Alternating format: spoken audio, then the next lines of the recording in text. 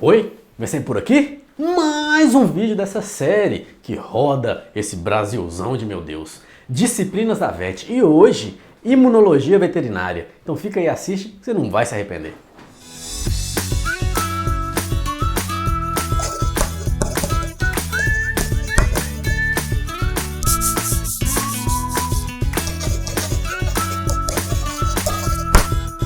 Eu fiz a matéria de imunologia no terceiro período e ela teve para mim 68 horas. O que quer dizer imunologia?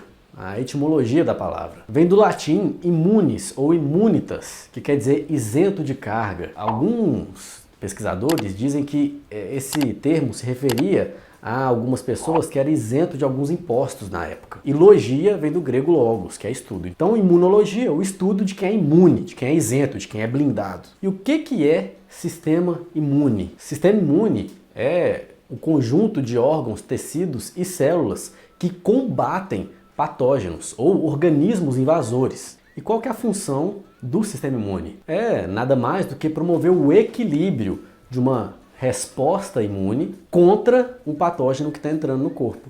Então, o objetivo do sistema imune não é simplesmente destruir aquilo que está entrando, mas é equilibrar. É conseguir o meio termo para combater o patógeno, mas não gerar desequilíbrio orgânico, ou gerar o mínimo de desequilíbrio orgânico possível. Na matéria, gente, a gente vai ver muitas coisas. É uma matéria muito complexa. E não é raro ser o terror dos alunos de veterinária, porque a imunologia realmente ela tem muitos meandres, detalhes que passam despercebidos. E aí, na hora da prova, faz falta. Mas aqui a gente vai falar de forma superficial, só para dar um gostinho para você. Como, por exemplo, o que são órgãos linfóides primários e secundários. Órgãos linfóides primários são aqueles em que as células elas sofrem multiplicação ou maturação. E os exemplos que a gente tem é a medula óssea e o timo. Medula óssea é o tutano? Exatamente. A medula óssea é o que as pessoas chamam de tutano, que o pessoal gosta de ficar chupando no osso. Meu pai mesmo adora. Mas quando a medula óssea está no animal que já está adulto ou mais velhinho, a celularidade vai sendo substituída por gordura. Então a gente chama de medula óssea amarela. Enquanto no filhote a medula óssea é vermelha, mais rica em células. Lembrando que o timo ele é um órgão que é muito mais facilmente visualizado em filhotes.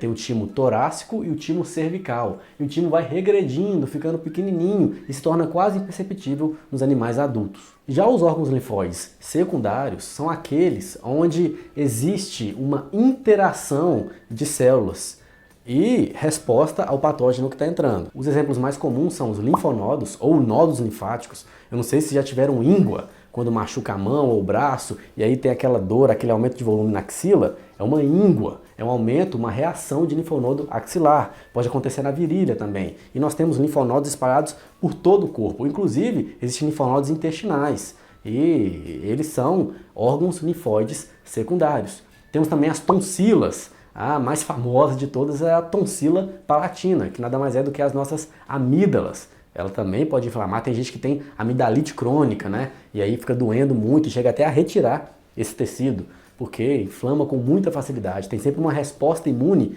muito abrupta e contínua. Então é melhor tirar para não causar mais desconforto. E, gente, a tonsila, essa tonsila palatina, as tonsilas, elas ficam na orofaringe, que é um ponto de entrada de ar e de alimento. Como é um local de conexão com o meio externo, tem muitos patógenos entrando, tanto pelo ar quanto pela boca. E é necessário então que tenha já sentinelas, células de defesa ali nessa entrada, que são as tonsilas. Temos também o baço, que é um órgão linfóide que fica próximo do estômago, do lado esquerdo do abdômen, que também pode aumentar de tamanho em caso de responder a alguns patógenos. E tem também as placas de Peyer, que não são órgãos propriamente ditos, mas sim tecido, um aglomerado de células de defesa que fica na porção final do intestino delgado. Chama-se íleo. É o finalzinho do intestino delgado, transição para o intestino grosso. Você vai estudar também o tipo de resposta imune, a diferença de uma resposta imune adquirida e uma resposta imune inata. Lembrando que a resposta imune inata é aquela que os animais já têm assim que nascem.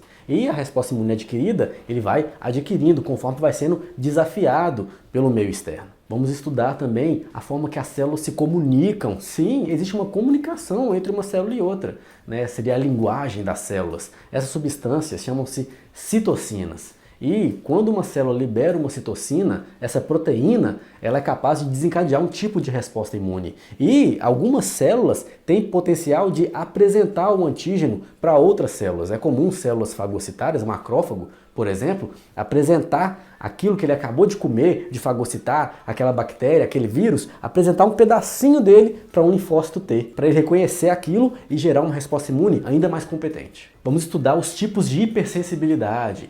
O nome já diz, né? Hipersensibilidade. Quando o sistema imune fica hipersensível, gerando reações alérgicas ou anafiláticas. Tem hipersensibilidade tipo 1, 2, 3, 4 e a gente vai ver, né, os meandres, as diferenças, os detalhes de cada uma delas, em que situações elas acontecem. Vamos estudar também sobre soros e vacinas. Sim, é um grande passo, é um grande avanço a vacinação no que diz respeito à imunologia. Vacina é uma bênção e você vai entender como funciona, né, qual o mecanismo de ação da vacina, até mesmo para entender sobre as suas vacinas. E agora, naquela parte mais prática do vídeo, vamos falar um pouquinho sobre cada tipo de célula de defesa, cada tipo de célula do sistema imunológico. E aí, Laisla, por favor, coloque aqui ó, a imagem dessa célula, a carinha dela, enquanto a gente fala um pouquinho. Neutrófilo. Neutrófilo é uma célula do sistema imune inato.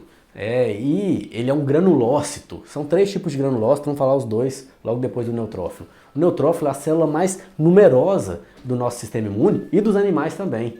E a principal função dele é fagocitar micro-organismos, principalmente bactérias. Fagocitose nada mais é do que englobar aquele micro-organismo, comê-lo e chega até a digeri-lo internamente. Eosinófilo, outro granulócito que também faz parte do sistema imune inato, esse é um pouco mais raro e a função dele está mais ligada em combater infecções parasitárias e ele também se envolve muito em casos de alergias. Basófilos é o último dos granulócitos, esse é o mais raro de todos. Inclusive, não é raro que a gente faça aí um esfregaço sanguíneo e não encontre basófilos. Encontrar ali 0 de basófilo é normal no sangue dos pets. Mas quando eu fiz a matéria de histologia, e nós já temos aqui o vídeo de histologia, eu encontrei um basófilo.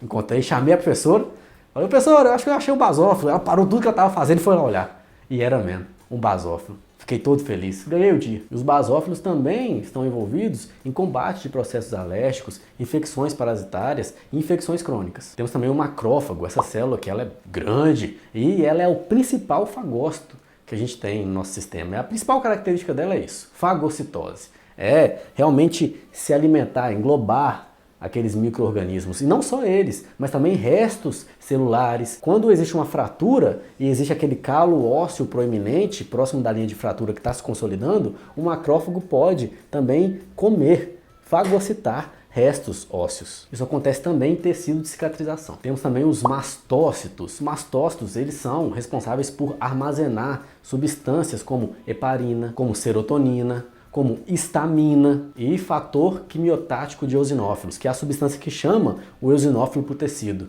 Lembrando, gente, que a histamina ela está diretamente ligada em reações de hipersensibilidade, choque anafilático. Então os mastócitos, né, eles estão relacionados também com choques anafiláticos. Células dendríticas, essa célula que parece um polvo, tem vários tentáculos, ela também consegue fagocitar e apresentar antígeno para linfócitos T. Então ela está ali relacionada com a modulação da resposta imune. E aí a gente cai numa classe muito famosa de leucócitos, que são os linfócitos. Nós temos 3 tipos de linfócitos.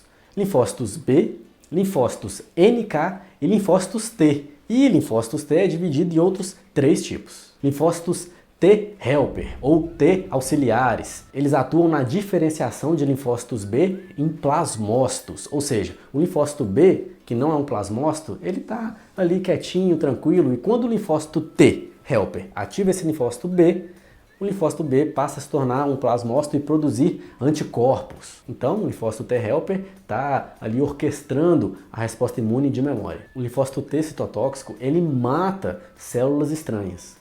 E o linfócito T supressor, ele ajuda a finalizar essa resposta imune humoral, essa resposta imune mediada por anticorpos. E o linfócito B, como a gente já falou, ele, quando se torna o plasmócito, ele é um grande produtor de anticorpos. Ele é que produz os anticorpos aí, então é responsável pela resposta imune humoral. Lembrando que a resposta imune ela é dividida em duas, humoral e celular. A humoral é que é feita por anticorpos e a celular é que promove a ativação das células do sistema imune. E por último, mas não menos importante, o linfócito NK ou células NK, que são os natural killers. Essa célula é perigosíssima, mas é para os agentes patogênicos. Ela mata mesmo. Ela inclusive é relacionada a lutar, matar células tumorais e também células do próprio hospedeiro que estão infectadas por bactérias ou vírus. E é isso. Se você gostou e acha que esse vídeo pode ajudar mais pessoas que querem fazer medicina veterinária a entender sobre a imunologia,